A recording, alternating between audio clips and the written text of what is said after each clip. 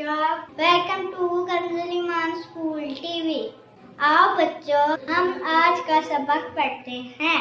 आप भी मेरे साथ मिलकर पढ़ें। ऐ रब्बे दो जहां, ऐ रब्बे दो जहां, हर शय में तेरे जलवे, हर Assalamualaikum. Welcome to Consul Iman School TV. Dear children, today we will do the planner of day 28, math page number 19, Urdu page number 30 and 32. Let's start with Urdu page number 30 and 32.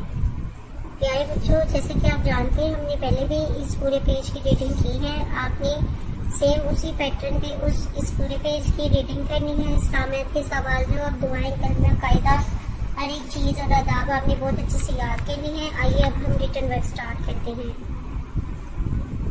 बच्चों, आज हम दोबारा से again लिखना सीखेंगे, तो चलिए शुरू करते हैं। Again, again, again, again, again. अब यहाँ पे बच्चों आपने जैसे हमने कल पहले किया था वैसे यहाँ पे अलिफ से लेके गाइन तक आपने पूरी अलिफें लिखनी है।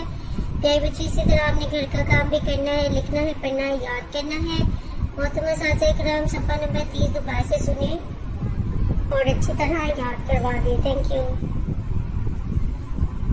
ऐ रब्बे दो जहां, ऐ रब्बे दो जहां, हर शय में तेरे जलवे, हर शय में तेरे जलवे, हर चीज तेरी पहचान। ऐ रब्बे दो जहां।